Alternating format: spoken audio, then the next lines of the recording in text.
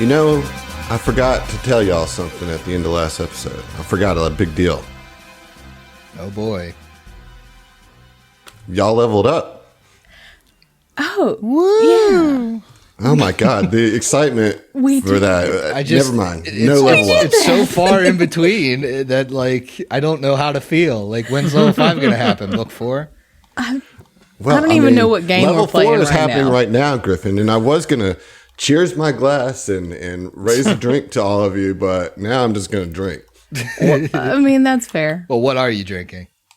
I am drinking this really nice celebratory beer called the Churro Sombrero from Clown Shoes.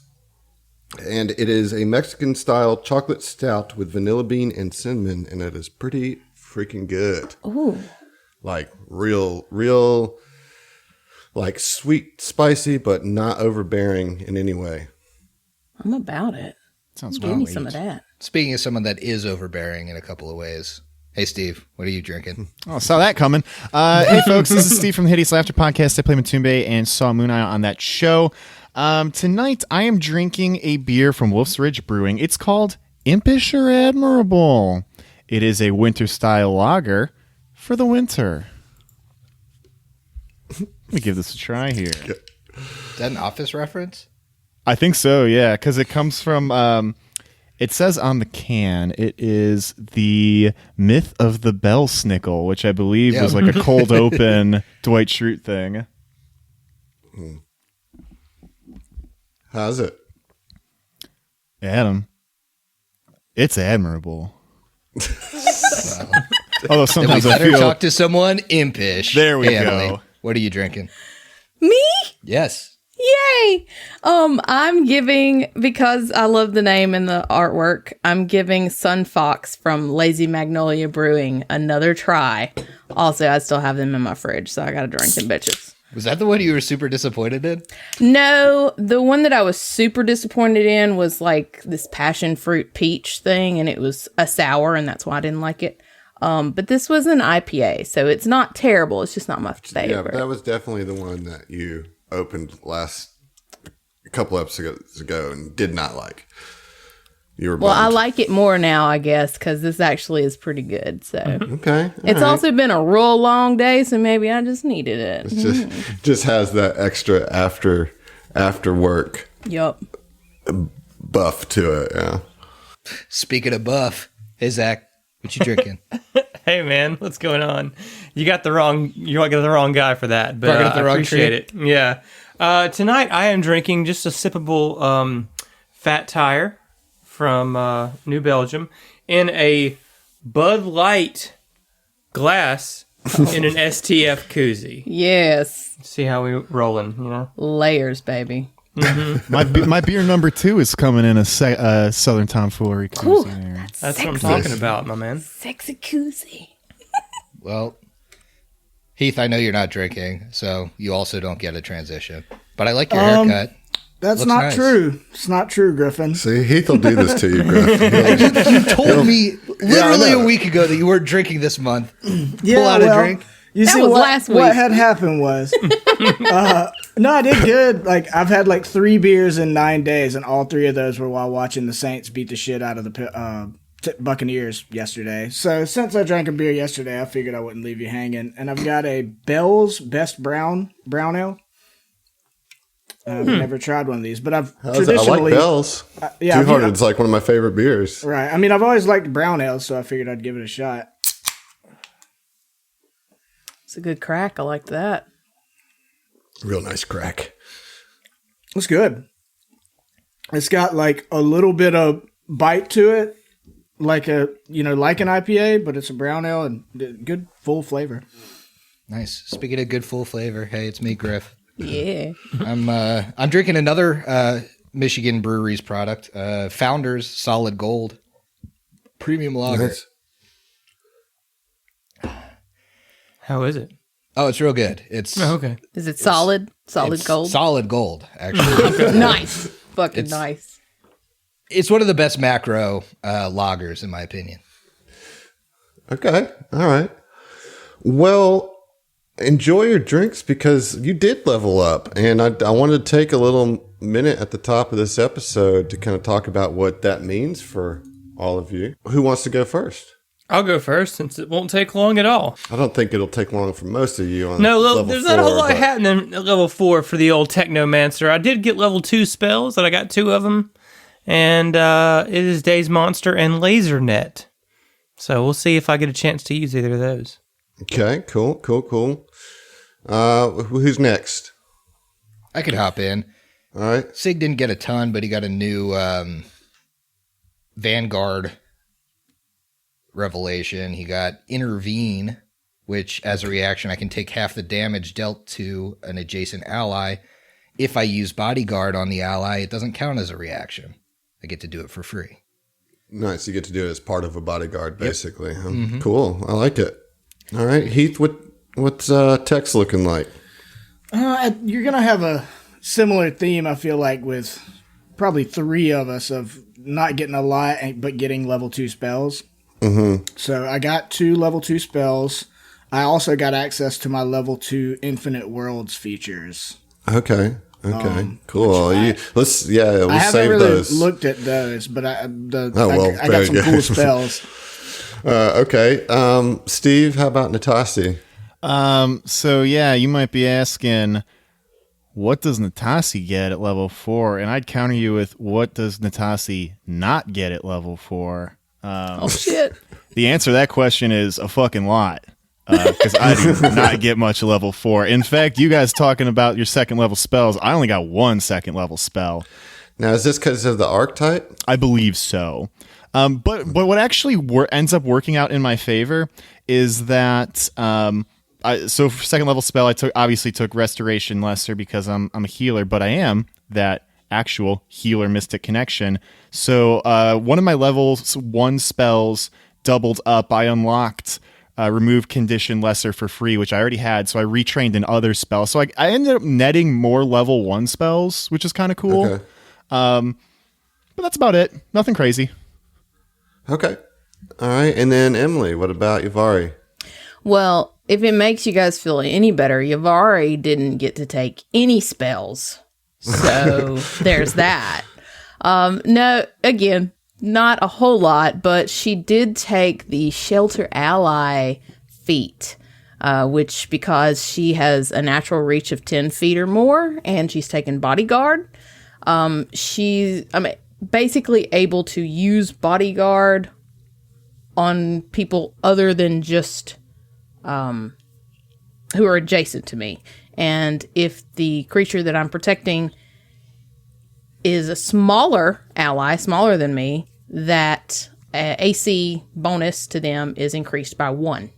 Wow. So basically it just extends my range of Bodyguard and boosts what I can protect them. That's pretty sweet. I mean, so it sounds like kind of a defensive gain for the whole party. Lots of protection going on there, and I like it. Man, good luck hitting Sig if he's getting that Shelter Ally. Is that a +3? I believe so, yep. Because you are smaller than me. That is correct, yep. Gracious. I give up. I'm just going to raise the shield to get sheltered. The swarm gives up. They bow down to Sigurd Yay! and Yavari. Okay, well, we're not quite dealing with the swarm, actually, at the moment. You know, we're dealing with the threat of the swarm, and that has kind of created some tension here in New Graka. And after going to a false alarm, a false bomb threat at the emergency broadcast station, you ran into this operative named Chendwin, who was trying to put out a message to the greater public. And it was this message from this group that are calling themselves the Reckoners, and that they have basically decided that, you know, the swarm is coming and it's better to join the swarm and not resist than to try to resist. And so you get the sense that this is probably the group responsible for some of the sabotage that's been going around. At this point, somebody can either try to gather some information using diplomacy or just roll a culture check. Whatever, you know. I mean, I'm a charisma guy, so if I have the opportunity, I'll try it. I'll drop a culture check in there. Okay. Yeah, I'll give that one a shot. 8 total, so no. Natty 3. Fucking spanked you with this one. 10 total. Okay. Oh, shit. Wow. I'm just bowing down to Natasi here. Just raw over there from that spanking. We got a 23 diplomacy. All Oh, so well, more than both of us combined. Cool. Hey, they're And different that was- checks. Maybe the culture's a lower check, okay? We might have got it. So the deal is here, we'll say that, like, obviously you're going to want to report back to Commander Najiri, and you kind of take some time on your way back to City Hall to ask around about the Reckoners. And what you can gather is that they are a fanatical group of New Grakan citizens who believe that because of its sins, the Susqueland system deserves to be destroyed by the Swarm. The Reckoners existed before the Swarm's first attack on Susqueland, though their dogma was a bit vaguer at the time, simply calling for the city to end its sinful ways through confession and painful atonement. The Reckoners see just about any self-indulgent or even slightly lewd behavior as sinful, making even the most average and moral citizen a target for conversion. The organization was founded and is still led by a charismatic android woman calling herself Sister Spark, who claims the universe has shown her alone the pathway to be free from sin. The Reckoners hold regular meetings and provide their services in a small uptown building called Reckoner Hall. As you gain that, you can roll additional checks on Sister Spark if you want to try to figure out more about her. So again, a culture or a diplomacy. Dealing with some fucking Puritans. All right, this time it's a 23 culture. Ooh, you got me this time. 15. I got a 25 diplomacy. All right. Well, that's about all that you can suss out. Everybody kind of tells you the same thing as you asked specifically about her, that they just know her as the leader of the Reckoners, and, you know, that she has kind of doubled down in her nihilism, so to speak, or rather her acceptance that whatever comes to a community is because they've earned it with their sin. I didn't get anything new off of 25. You did not. Wow. You know, I imagine you at this point you get back to Commander Najiri and you kind of relay the information to her, right? Everything you kind of know.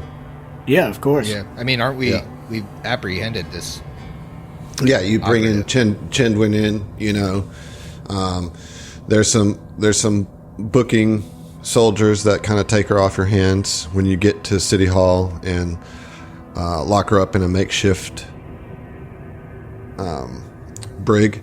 You know, and you know the whole time she's just spouting off of her, you know, her dogma, saying the reckoning is at hand, and just kind of accepting of her fate, but not giving anything to y'all or the SDF, right? As you explain this to Commander Najiri, she agrees that this is a problem, you know, and that they are a real credible threat to the stability of New Graka. And so she authorizes full force. Lethal force. We got our license to kill. She phrases it as any force required to take care of the problem. But she is pretty insistent that no civilians be injured or killed. But the Reckoners have shown themselves to be enemy of the state, and while she would like to see them stand trial, she is pretty convinced that they won't surrender quietly. She's able to pull up the coordinates of where they meet at this little hall called Reckoner Hall. So she's able to pull that up, and she's able to give you a little bit more information that that the hall is open to the public till about 8 p.m. Okay, I was gonna ask if it was like public knowledge or if she. Yeah, so it's It sounds like this is like a Masonic hall or something. Yeah, right. I mean, it kind of is in that sense. So it's open to 8, and she usually gives a speech around 2 p.m. every day. But at 8 p.m. it kind of locks up. It's up to you what you want to do, but she kind of gives you she definitely gives you the location of Reckoner Hall and gives you this information about its operating hours. She doesn't really know much more about it than that, but. All right, well, I reckon we ought to check it out, gang. Sigurd sets Betty from stun to kill. All right, so, I set my squawks from stun to kill. What time did you guys go to the emergency broadcast? That's kind of early in the morning, right? I thought that was the... Well, no, because didn't we have like a day to do stuff? Weren't we doing stuff today and then... like... Yeah, I think so. I think it was kind of like mid-afternoon to late afternoon that you got the call about the bomb threat. So, I would say probably by this point it is past 8 o'clock, So you can go now and try to sneak in, or you could wait till the next day and do some reconnaissance while it's open. You have multiple options of how you want to approach this. I feel like if we go now, it's going to turn into a fucking combat very easily, I mean, if we break in their Masonic temple. It's coming to combat anyway, man. Don't worry about eventually, sure. But now, your boy Tex, it kind of behooves him, if he wants to be in good with Hylax, to try to use his words first, It is one of the major tenets of Hylaxian. I'm keeping it in the old grape, man. Well, I think Sig, what Najiri said, he's thinking about it, and he says to the rest of the party, it might be easier to get in there during the day, but I think if we're there during the day, there might be civilians all over the damn place. If we don't check it out when it's closed, we run the risk of civilian casualties, and that's not something I want to risk. Well, another thing to think about is we're basically the fucking police, so, we can go after hours and ask to talk to somebody. Or just not ask at all. All right, look, man, I know your style, but let's not go just, shoot a bunch of people as our first step. Feels like we need information, and we need to prove that these guys were actually responsible for the other stuff that happened too, right? And Najiri said if possible, to bring them in. We don't have to just go in and start killing people. We can start with our words. Yeah, on paper, this is supposed to be a detain mission, and if it goes sour, then but we should not go in there just popping rounds off everywhere. I've got a non-lethal pistol, mate. They still pop off rounds. It's all right, yeah, we pop them off all day, it's fine. I think splitting the difference is probably our best bet. If we can go in after hours, like Sig said, when there's less likelihood of civilians being there, but in the event that we do need to pop off, as Vinny says. Oh, I didn't say that first. That was Tex, first of all. Fair enough. Sorry. I think maybe if we wait till tomorrow, we can kind of... you know how much I like disguising. We could maybe dress ourselves down a little bit, put on our street clothes, and head in there, listen to the sermon, drink the Kool-Aid for a little bit, and then, be the last ones to leave. Yeah, well, maybe even, get in good with somebody. Right, right. Has to be shown around. I like it. That way, we definitely wait till the civilians are out of there. If things start to get dicey or we start to make people suspicious, we just head out, come back.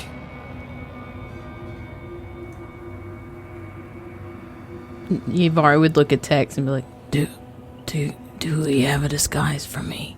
I don't know how that'll Yeah, I work. guess I didn't think about that. Are we all trying to disguise? Surely we're not all Well, good at I it. mean, here's the thing. The only thing you have to really disguise is your affiliation with the SDF. Right, If you're and trying, you can just like, change into regular clothes. I mean, you don't have to try to look human or android or anything. I mean, there's all sorts here at New Graka. So, the only and it wouldn't really require much of it.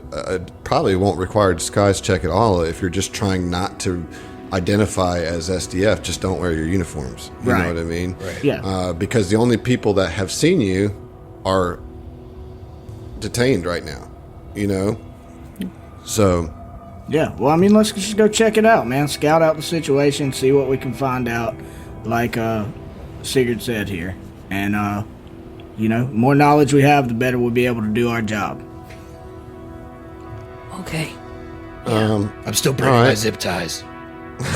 Well, so you guys can get a long rest. I don't think you need it, but if you do, either way, you get one because you're going to sleep tonight, and then you're going to go there around 2, I guess, maybe a little bit before 2 to get a seat. Is that what I understood to hear the sermon? Yeah, I think we want to hear the First. sermon, see what it's Hell all yeah. about. What I was going to ask, we had talked about, I think, the last time we recorded, that Tex is supposed to have a meeting with, what's his name? Our Sheeran priest buddy. Zalonis. Tomorrow. I don't remember what time that was, or if we established a Well, time. he said just call him, right? Yeah. So you're welcome to try to give him a call if you want. Yeah, I mean, sure, I'd give him a shout and just try to see what time he's trying to do something. Especially if we're going on, like, a stakeout mission, Yeah, I mean, you ring him up and there's no answer. Okay. You didn't pick up, Something's going on with him. All right. Well, I tried. All right. Well, let me put you guys on the map here for Reckoner Hall. Reckoner Hall sounds like a bad guy in, like, a Mass Effect game. Totally does. Also, I appreciate that you said, well, I reckon, earlier. It slipped caught me at the that. time. I caught that. That's good. As you arrive, the outside of Reckoner Hall is a squat, kind of unassuming building in the uptown of New Graka. It's amid several blocks of shops, restaurants, and other commercial enterprises. So it's like one of those strip mall churches type of deals, you know? Great.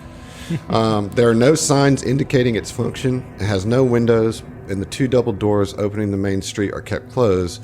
Though, as I said, you can walk through them up until 8. You have no resistance going through. Adam, if we just give it like a 10 or 15 minutes before we go in, do we notice a certain type of person walking in or out? Do these people appear generally armed? Are they wearing similar stuff? Just anything that might tip us off to what's going on in there. So, most of the people that go in there look like just general citizens, and there's nothing, they're not like all wearing robes or anything like that, One thing that you do, well, let me get a sense motive. Yeah, because I wouldn't love leaving my gun behind. 17. Wait, are we supposed to... I'm sorry, go ahead. Vin's not walking in there unarmed. Not for a second. There's not anybody like guarding the door, So you can definitely see that most of the civilians that go in are not armed. Although some have a couple like small sidearms. What'd you get on that sense motive? 17. 17. So what you can sense is that most of them look very dejected and frightened, and not so much like scared of going into Reckoner Hall, but they just look genuinely like worried.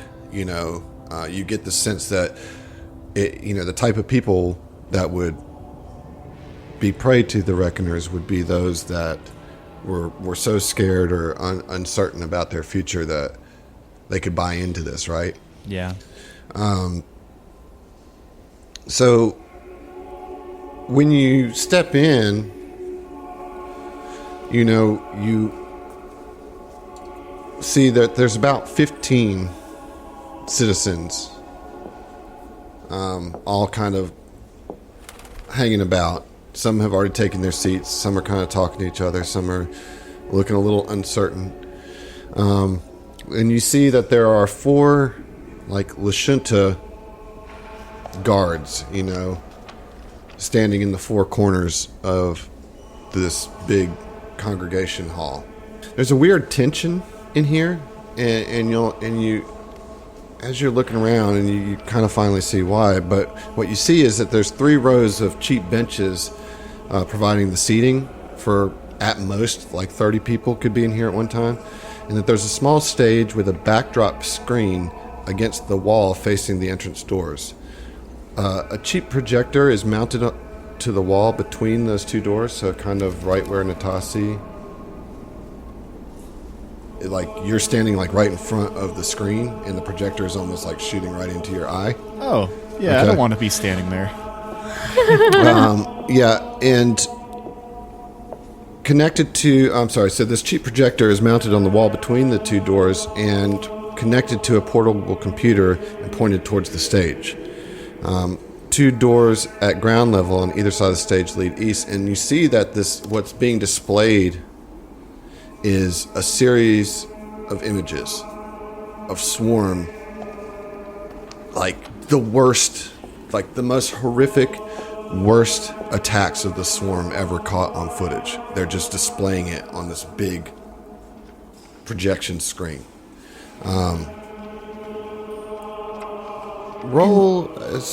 Anybody who has computers, roll computers. That's me. I thought about putting a rank into it this level, but that wouldn't be true to 6 character. 18. That's a dirty 20. We'll say that 18 aids. Thanks. Which puts us to a 22, which is enough for you, Vin, to notice that. So there's been some post-editing done on these images to make them appear even more vivid and gruesome. So there's been some extra coloration put in the blood.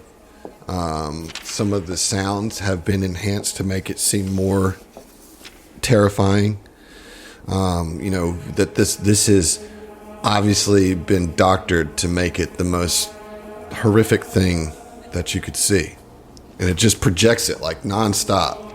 It's just all these different images from the original Swarm War. There's some stuff from Susquehanna of just people getting eviscerated and ripped apart, and it's terrible. And this is supposed to be propaganda in favor of the Reckoners?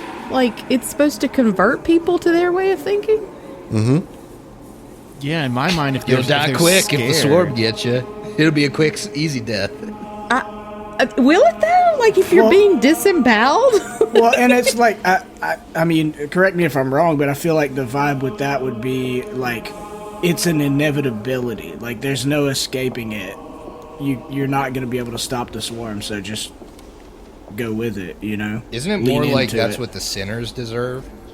Right. I thought that's how they were didn't they, weren't they holier than thou, and they have I don't know if they, I forget. They're trying to, it's kind of some of both, right? So Heath's right in the sense that they're trying to show the hopelessness of resisting the Swarm, and in turn saying that the only way to not be destroyed by the Swarm is to repent your sin and join the Swarm, because the Swarm is coming to destroy all the sinners, and if you become a not sinner, you'll be spared by the Swarm.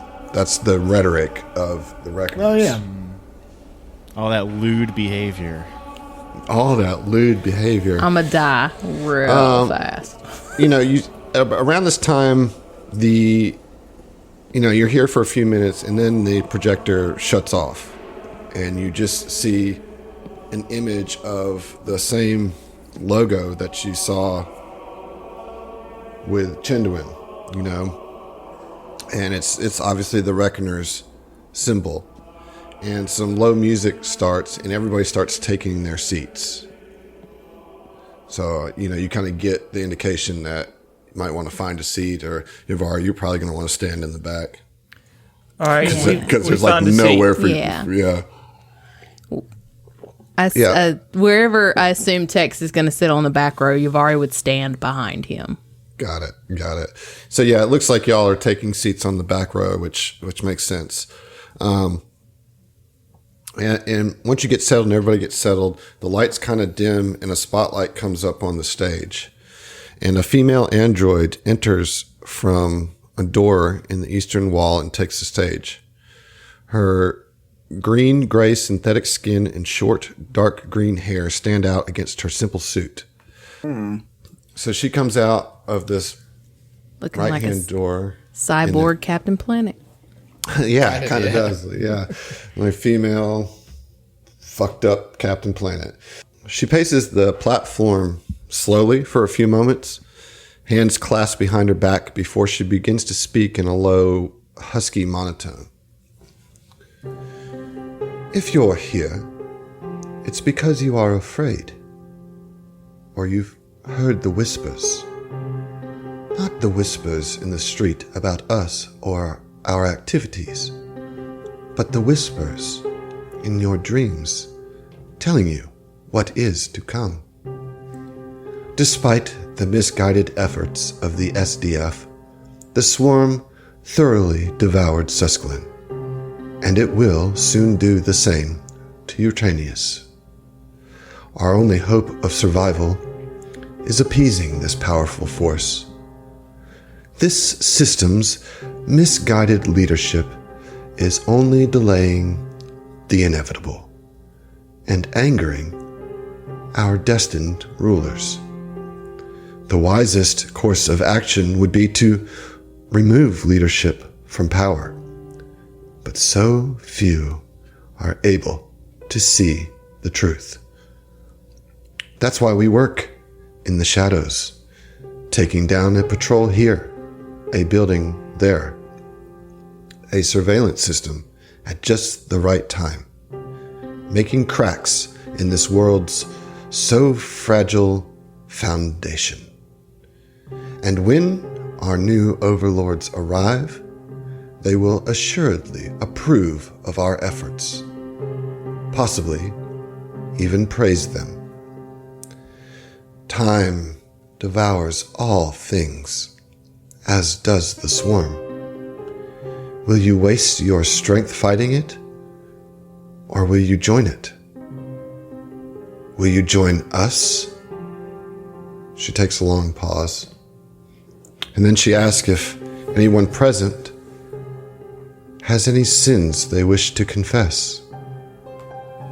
You see one thin man raise his hand and, Sister Spark, yes, I have a sin to confess. I'm so jealous of my neighbor's new Trivid screen. It's huge, and mine is so small. I'm just so jealous.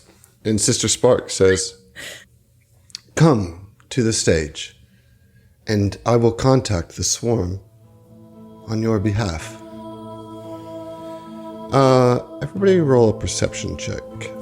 Oh, things just got real interesting. 21 for Sig.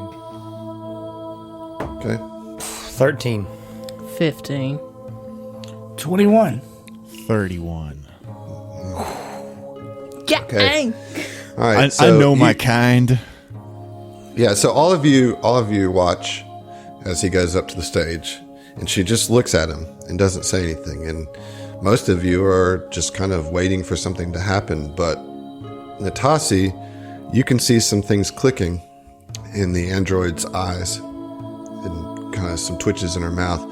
And you are actually able to overhear a telepathic message that she sends. Oh.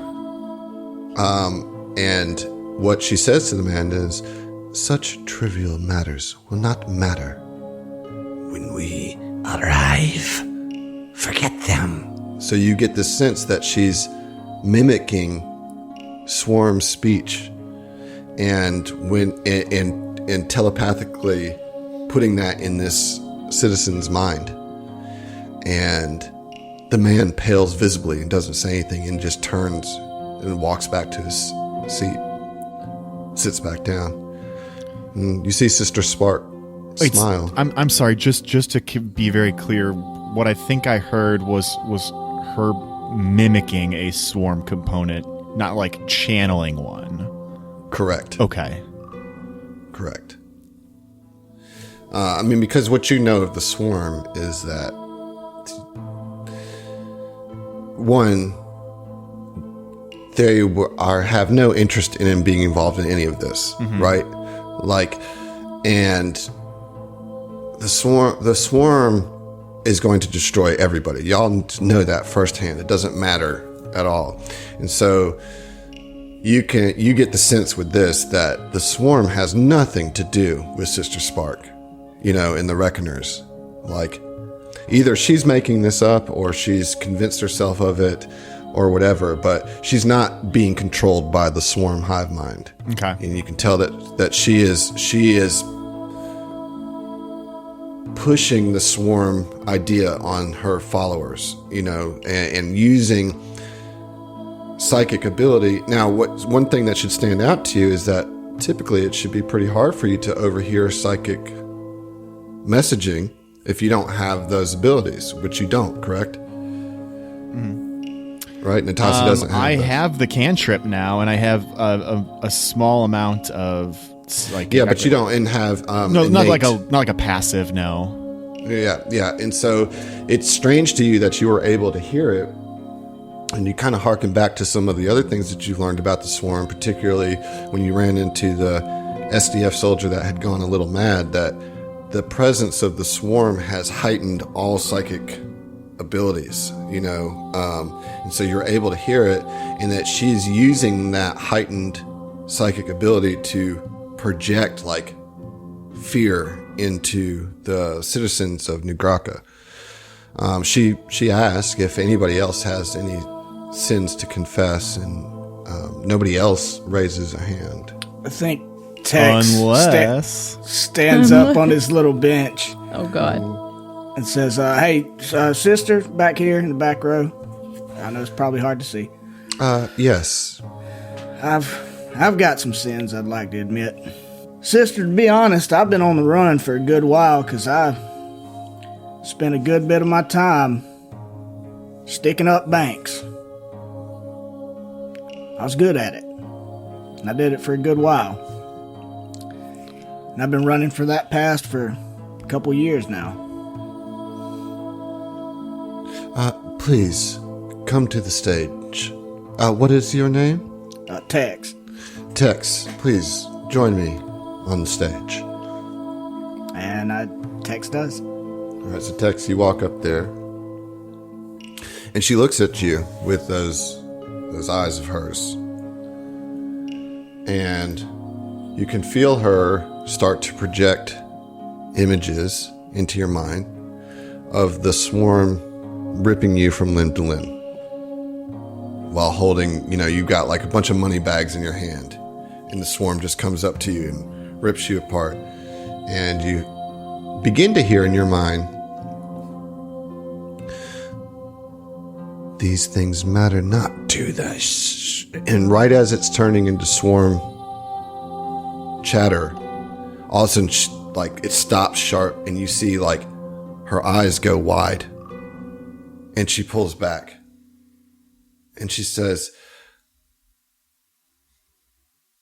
I'm sorry, the sermon's over, please come back tomorrow for your normal time. And she nods to the two guards that are flanking the stage, and she just whispers to you, I don't know who you are, but leave. And then she walks off the stage quickly, flanked by the guards, into the back door, and you see everybody in the congregation hall look really confused and a little freaked out. But the projector comes back on, the lights go back up, more horrible swarm scenes on the projector, and everybody starts filing out. Yavari would, make her way to Tex and was like, what was that? What happened? I don't know. But I don't think she likes me very much. I will also join these two dragon-bonded compatriots up towards the front, and Natasi will kind of surreptitiously lean down towards them. I overheard something from the back. She speaks with the voice of the swarm, but it does not speak through her. This is all a facade. Would Tex have gotten that feeling as well? Yeah, for sure. Like, you would have known that it was her speaking to you, right? It was like right as she was trying to like fake channel the swarm, she freaked out. Right. It stopped the link, the psychic link. And to reiterate, all of the guards in here are Lashunta. Mm-hmm. Are there any other races that look to be her people? No. Okay, so people with innate psychic abilities. Okay. On the map there are 2 guards left. Are they actually in there? Yeah, they are. The two that were on the stage side escorted Sister Spark through one of the back employee doors. And these guards are kind of looking at you like, all right, like, what are you doing? While we're standing there and they, asking questions or whatever, Tex kind of looks at Yavari and looks at Natasi and says, something about me rattled the cage of this old sham, but I'll tell you what, I don't have any interest in coming back tomorrow. I mean, we're here now. You heard her. She was real upfront about what's going on here. That gives us every right to go chase her ass down. She did admit openly to, doing illegal things. Hey, while this is going on, Vin would like to kind of give the guards an up and down and like maybe roll life science for like a recall knowledge. Like I want some combat info on like what these guards look like. Yeah. For one, I'll show you. I gotta do a little blow up here. So they're kind of pudgy, Lashunta. They each have like a small sidearm on their hip and then a huge hammer kind of strapped across their back. Go ahead and roll the... That's going to be a life science. Yep, and it is a 25. Okay, 25 is going to definitely get it. So that's enough to get you like basically anything you want to know for the most part. What's their CR? 1. Give me their CR, please. That's one question. Okay. No, there's CR1s. They're Karasha Lashunta, right? So they're the more like beefy Lashuntas. Mm-hmm, mm-hmm. They definitely seem soldier like. The way that they're standing gives indication that they have some training. Some military training. They're carrying a semi-auto pistol and an assault hammer. And because that they're Lashunta, that they have those Lashunta spell-like abilities with detect thoughts and daze. But other than that, nothing significant. They look like guards. Okay. They definitely look like something y'all could handle pretty easily, do they look like they're getting ready to shoo everybody out? Yeah, I mean, so most people are walking out on their own. Yeah. And as the more you linger, as you see, they kind of move towards you, eyeballing you like, all right, it's time to go. Right, Vin's cutting eyes to the party and then cutting eyes to the guards, like getting a little antsy. I think telepathically, I think Tex would say to Yavari, let's wait for the last civilian to get out of here, and then you ready for a fucking dust up? And she would say, yeah. And as she's waiting on everybody to leave, she would look at the guard and just kind of say, "Is the sister okay? She seemed a little upset. Is she going to be all right?" Trying to just kind of like talk them up while everybody else leaves. Is she okay? That is none of your concern. She's fine. She asked for you to leave, and I must ask you to come back tomorrow if you have any questions for her. Oh, I'm sorry. I thought that this was open until 8. It normally is, but she's closed it for the day.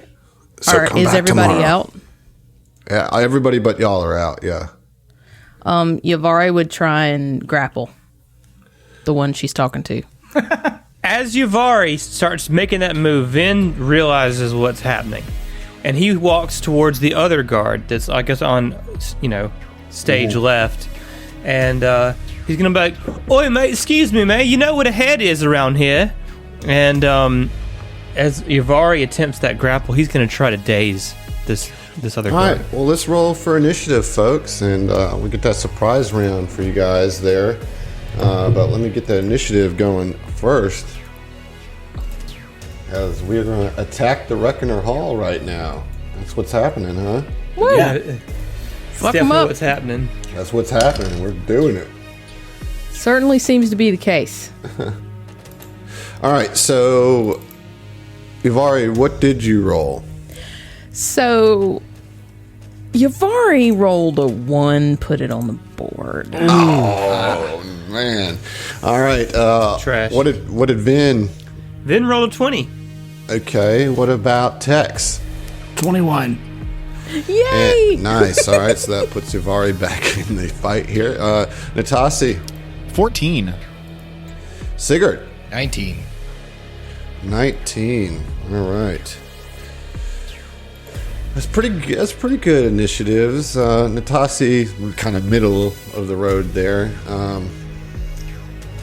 Unfortunately for y'all, I rolled pretty well on mine. So, Tex, you got the jump on this one with that 21. So, what you want to do? We've got 2 of these Reckoner Toughs on opposite ends of the hall. So, it's wider than it is tall. And so Yavari's right up against in the face of the one to the right. And Vin, you said you kind of moved up towards the one on the left? Correct, yeah. I mean, I'm pretty close. Yeah, go ahead and put yourself where you were. Yeah, there you go. So Vin's about 10 feet away from the one on the left side, if we're looking at the map here. And you're right there in the stage, kind of split between the two. What you going to do? I suppose I'm going to run over to... Don't we have a surprise round? You do, that's right. So let's start with Yavari's grapple attempt there. Okay. So that's going to be a melee attack. Yeah. Oh, okay. That is going to be... I can do this. 24. Successfully grappled on the surprise round. All right. And Vin, you have a standard or a move action. What you going to do? Yeah, he's going to cast Daze. Cast Daze. All right, Yep. let me roll that. Oh, with a 2 on the die is going to fail. Yeah, he's dazed. So that means he can't move for one. He can't do anything. Can't do anything for one round. All Yeah. right. So got a nice little start there. So Tex, yeah, you got 1 dazed and 1 grappled. well then, yeah, I'll move over, down off the stage, and over kind of near Yavari, just so I have a shot. Mm-hmm. But I want to cast a new level 2 spell that I have called Venomous Weapon. Okay. Tell me about it. Alright, you touch a weapon that deals bludgeoning, piercing, or slashing damage, so my gun has piercing, Okay. and imbue it with poison. The next 5 attacks made using the weapon are poisoned. Each creature damaged by these attacks must succeed at a fortitude save or be sickened for 2d4 rounds. Wow. Okay. Huge. So that's standard action to cast that? Yes. And then you said you moved in a little bit closer to get a good Yep. shot. All right. Ivari, you are up. You have him grappled. I mean, Yavari is just going to kind of hold the grapple and is... Because she knows that Sig's got binders. I mean, I don't know if we want to...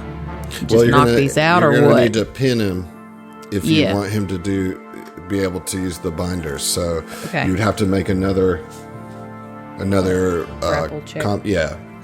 You get a bonus on this because you're already grappling. That's not good. That's going to be. What's my bonus then? I think it's just that it has a less AC because it's grappled. Oh, poop. I think. It's going to be a 14. 14 total is that's not going to get it. It's not going to get it. Okay. It's the Reckoner Tough's turn, and we're going to start with the one that's close to Vin, and he's going to do nothing because he's dazed. And so then we'll go to the one that's grappled, and it's going to try to swing the assault hammer at you, but it's going to be a -2 because grappled. Is he grappled though? He is grappled. He's not pinned. Okay, sorry. Yeah, Right. yay. Okay. That's a natural 20. Oh, Lame. shit. I hate Put it. it on the board. So you will take. Wait, is that hammer a one-handed or two-handed weapon? I don't think it matters though. It specifically says in grapple, in addition, you can't take actions that require two hands to perform. Proud of you, Griffin. Well, let me see if It is. looks like a two-handed weapon on the You would token. think. You would I think mean, so, that but thing's I mean, it could gotta be be. versatile, though, right? It could be Nah. one or two-handed. I don't. let's just allow see. it. Let's just see. Hands 1, proficiency advanced melee. Yep, Nice. it's a one-handed weapon. All right, so that natural 20 will stick then. So that means you are going to take 14 points of bludgeoning damage. Wow, as he I hate bashes, As he bashes your forearm that's holding him, and he screams out as a free action, "Intruders!" It's Vin's turn. Vin's gonna call to Sig and be like, "Oi, Sig, get over here, cuff this motherfucker." He'll just he'll pull out his pistol and train it on the guard, like right in his face. From 10 feet away. So no shot. Are you basically holding your turn? Yeah, I'll hold my turn till after Sig. Let's do that. All right, cool. Sigurd, then you're up. All right. I mean, all Sig can do is double move. So he gets between Vin and the guy. All right. So he gets it there at least. So back to you, Vin. Are you still good? Okay, Vin will cast overcharge weapon. Supercharged weapon. On his pistol, my dude. All right, cool. Yeah, so he just kind of like, supercharges it. And You're doing the rune kind of thing, right? Isn't that how you flavor your magic? Well, it's like the battery just like starts getting hot. Nice. I mean, there's not a whole lot All right, flavor that way. Natasi. I have a question. Yes. Instead of an attack, and this is just a legitimate rules question I do not know the answer to because I never would have tried to do this. In Starfinder, can you make a grapple check as an attack of opportunity instead of an attack? Because it's basically like an attack. No. No? Okay. No. Okay. If that's the case... Oh. Sig, you can do non-lethal, right? Yep. All right. Natasi is going to spend a level 1 spell. Her one eye visible is going to glow really intensely, and around her it looks like the room darkens. I'm talking again like that the plane scene in The Boys Season 1 where Homelander turns back on the crowd of people. And she says, "Come to me." That's a command. I'm going to need you to roll a will save. Okay, and this is on which one? Oh, the one by Sig. Okay, with a 10, probably not going to succeed. It so needs to move full on speed its turn, towards it'll me. Yeah. move all the way towards you. Okay. All right, interesting first round. Creepy. Round 2, Tex. All right. Tex, you haven't. Yeah, I'm kind of waiting on you to pin this guy. So in the meantime, I'm gonna shoot him, and soften him up. I seriously doubt I can kill him. We'll see. But I'm just gonna do one shot. I don't want a full attack. Okay. Okay. So that will be a 23. That'll hit. Nice. Okay, so it's my semi-auto pistol, which is 1d6 plus 2, but you've got to roll a fortitude save for my venomous weapon. All right, well, let's start with the normal damage. That'll be 6. Okay, it's not bad. And then I roll a fort save. Oh my god, I'm rolling like garbage. That is a 6 on my fortitude save. That's not going to beat the DC 17 you need. No. So he will be sickened for 2d4 rounds. Yeah, so roll those 2d4.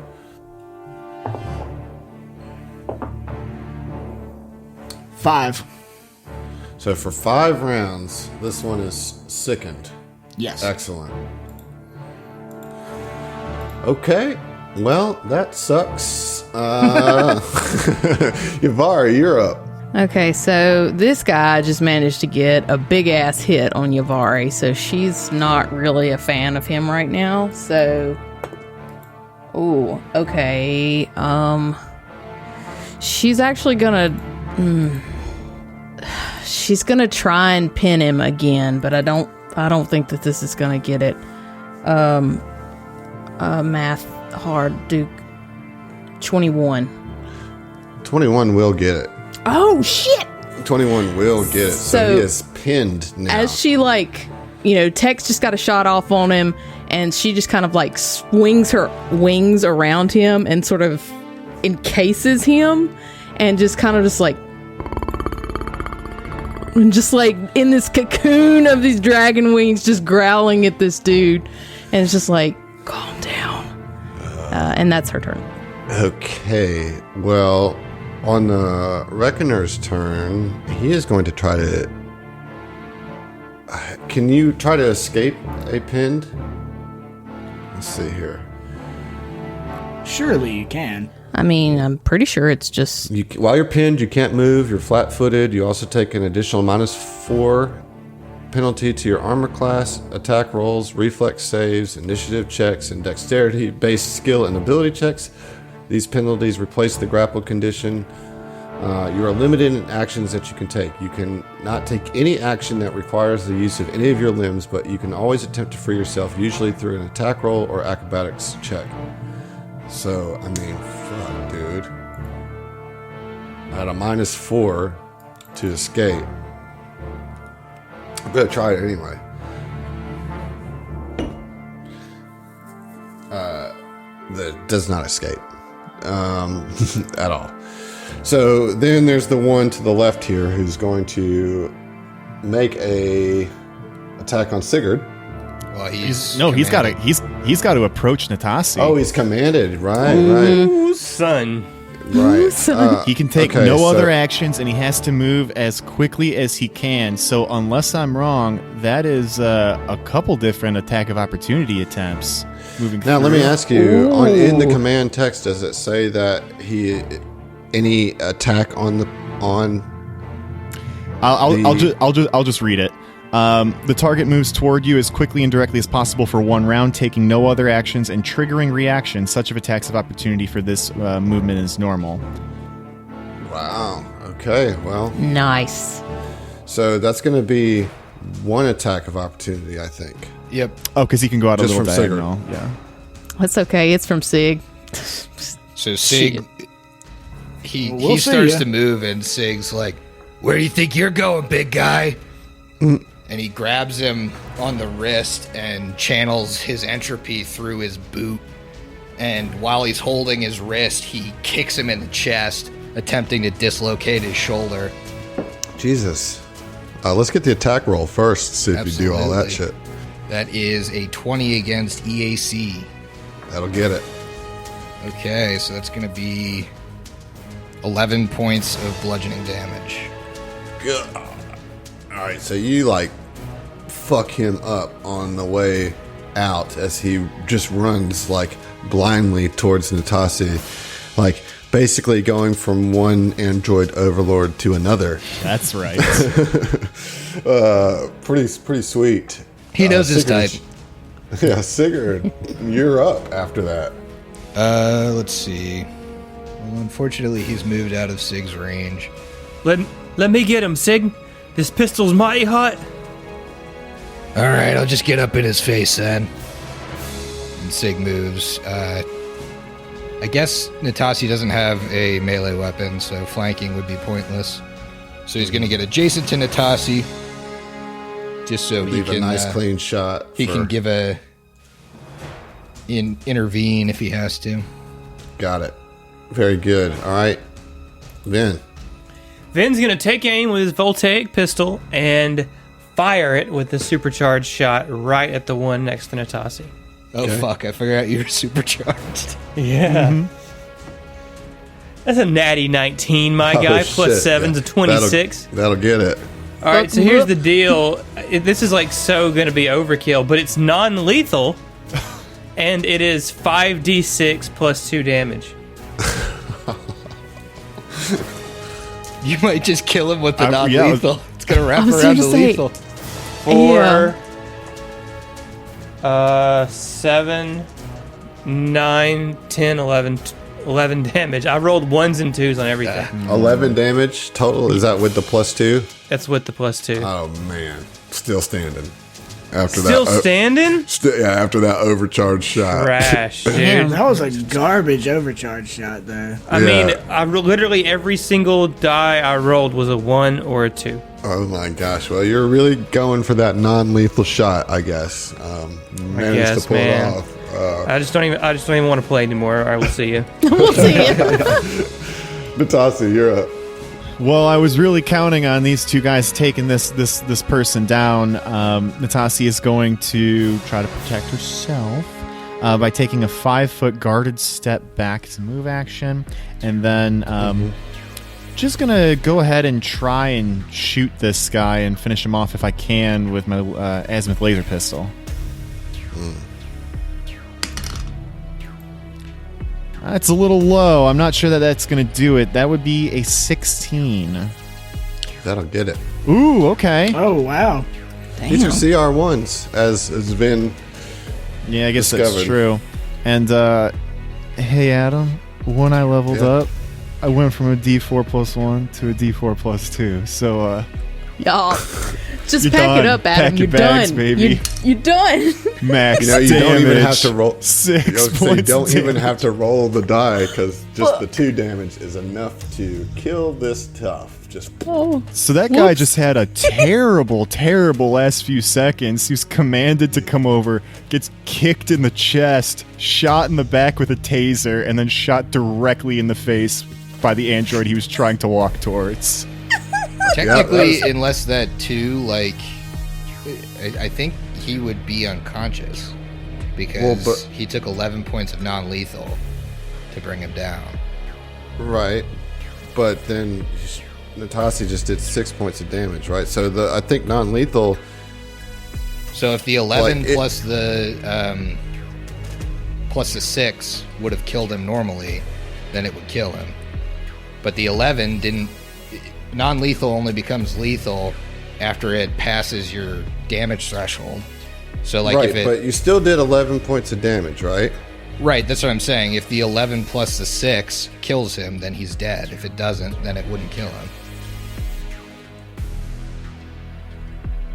Okay. I guess I'm not following there. So he took 11 points of lethal damage and 6 points of lethal damage. He took 11 points of non-lethal damage. The non-lethal damage doesn't wrap around unless it brings him to 0. So it didn't bring him to 0. He was still standing.